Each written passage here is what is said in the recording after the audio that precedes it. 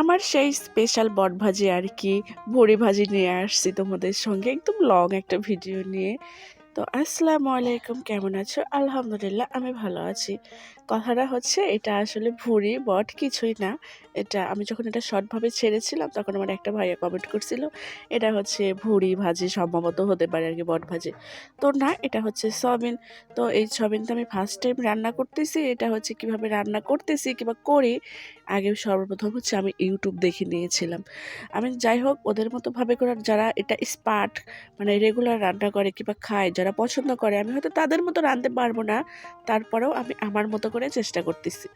তো প্রথমে সয়াবিনের প্যাকেটটা তো তোমাদের দেখিয়েই নিলাম, বাট এটা একটু হচ্ছে গরম পানিতে ভিজিয়ে রাখছিলাম আর যে, তা তারপরে সুন্দর করে চেপে চেপে আর কি দেখছোই তো, মানে ভিডিও তো দেওয়াই আছে আর কি। আমি ভয়েস করতে পারতেছি না, মানে আমার ভিডিও এগিয়ে গেছে অনেক, ভয়েস পিছিয়ে গেছে।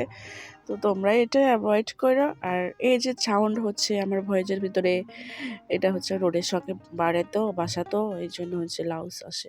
তো এটা অ্যাভয়েড করে ভিডিওটা তোমরা সম্পূর্ণ দেখে নিবা, বুঝছো? তো এই যে আমি সয়াবিনটা সুন্দরভাবে আগে তেলে ভেজে নিয়েছি। তারপরে হচ্ছে আর কি কালকে রাতে আলু ভাতে ছিল, সেটাও বেঁচে গিয়েছিল, বাট হচ্ছে মানে আগের দিন রাতের আলু ভাতে ছিল, সেটা বেঁচে গিয়েছিল, ভাবলাম এর সঙ্গে দিয়ে মিক্সড করে ফেলি। তো ওটা একটু ভেজে নিয়েছি। তারপরে একটু পেঁয়াজ ভেজে ওই দারচিনি, এলাচ আর হচ্ছে তেজপাতা তার পেঁয়াজের সঙ্গে ভেজে নিয়ে যে পেস্ট করলে দেখতেছো, এটাও একটু দিয়ে দিলাম যাতে সুন্দর দেখা যায়। আর এখানে আদা রসুন জিরা এগুলোর একটু বাটাবাটি আছে, এটা এতে দিয়ে দিলাম। দিয়ে এখন একটু সুন্দর করে মানে ভাজা ভাজা করে নেবো আর কি, যাতে ওই কাঁচা স্মেলটা না থাকে।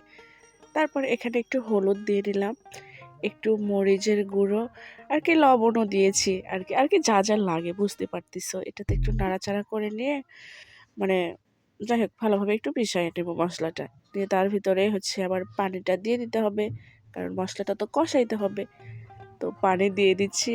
আর আমি কি আমারও বলছি, আমার এই যে তোতলামো মানে ভয়েসগুলো, এটা আপনারা ইগনোর করবেন, তবু ভিডিওটা সম্পূর্ণ দেখেন।